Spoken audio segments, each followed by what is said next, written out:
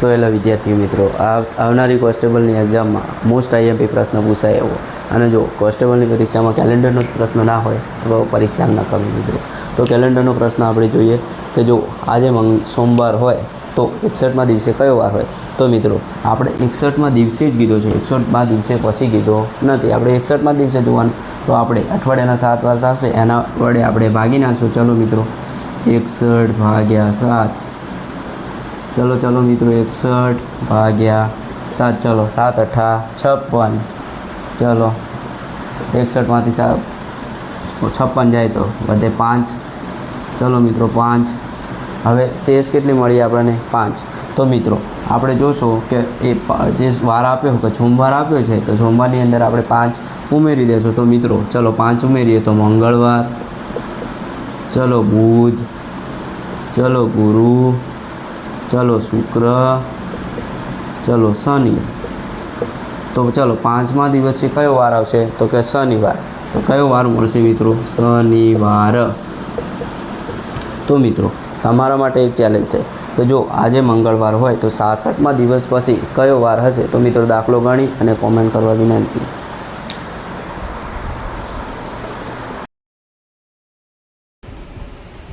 Okay વિદ્યાર્થી મિત્રો, તો આજના વિડીયોમાં આપનું સ્વાગત છે.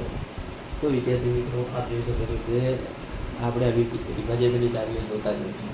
તો 11ની વિભાજ્યતાની ચાવી શું કહેવા માંગે? તો મિત્રો જુઓ અહીંયા કઈ સંખ્યાને 11 વડે નિષેધ ભાગી શકાય.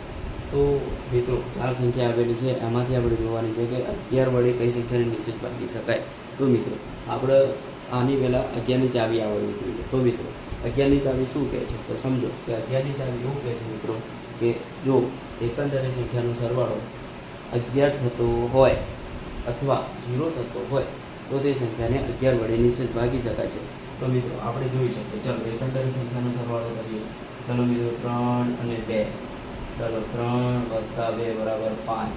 ચલો 0 + 4.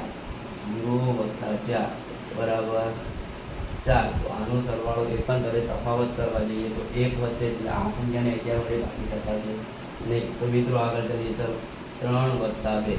3 + 2 = 5.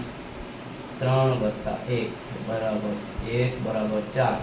તો મિત્રો આ સંખ્યાને પણ નિષેધ ભાગી શકાશે નહીં. આગળ ચલીએ. ચલો 3 + 5 = 8. 3 + 5 = 8. 8 + 1. ચલો મિત્રો 8 + 1 = 9. તો આ સંખ્યાને પણ નિષેધ ભાગી શકાશે નહીં કે તફાવત 1 મળે. ચલો આગળ જોઈએ મિત્રો 2 + 9. 2 + 9 = 11.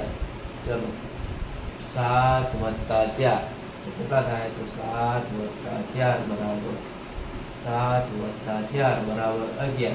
જો આ બંનેનો તફાવત સરખો કરવા જઈએ 11 - 11 કરવા જઈએ તો તફાવત 0 મળે. એટલે આપણે કહી શકીએ કે આ સંખ્યાને આપણે 11 વડે નિષેધ ભાગી શકીએ છીએ. મિત્રો જો અમારો વિડીયો ગમે હોય તો લાઈક કરો, શેર કરો અને સબસ્ક્રાઈબ કરવાનું તો ભૂલતા જ નહીં. તો હેલો વિદ્યાર્થી મિત્રો, આવા લાઈનવાળા પ્રશ્નો તો તમારે આવવાના છે. તો મિત્રો તમે આ દાખલો જોઈ શકો છો કે એક બાજુથી ગમે તે બાજુથી ચાલુ કરો અને તમારો ક્રમ 13મો હોય તો લાઈનમાં કુલ કેટલા વ્યક્તિઓ બેઠા છે? આવો દાખલો જ્યારે પરીક્ષામાં પૂછાય તો મૂંઝાવાનું નહીં મિત્રો. તો પહેલાં તમે જે વચ્ચે બેઠેલા 13મા નંબર લખી દેવાના. હવે તમે વચ્ચે હો 13મો ક્રમ તો આગળ તમારા કેટલા હશે? 12. તો એની પાછળ કેટલા હશે? તો કે 12. બરાબર. ચલો 12 + 12 સરવાળો કરો કેટલા થાય? કે 24. અને તમે જે હો એ 1 એટલો કેટલા થયા? તો મિત્રો કે 25. તો લાઈનમાં કુલ કેટલા વ્યક્તિઓ બેઠા હશે? તો કે 25 વિદ્યાર્થીઓ બેઠા હશે, માણસો બેઠા હશે. તો મિત્રો આવો નવો દાખલો તમારા માટે એક પ્રેક્ટિસ માટે કે કોઈ પણ બાજુથી ચાલુ કરો અને તમારો ક્રમ 19મા નંબરે હોય તો લાઈનમાં કુલ કેટલા વ્યક્તિઓ બેઠા હશે? તો મિત્રો દાખલો ગણી કોમેન્ટ કરવા વિનંતી.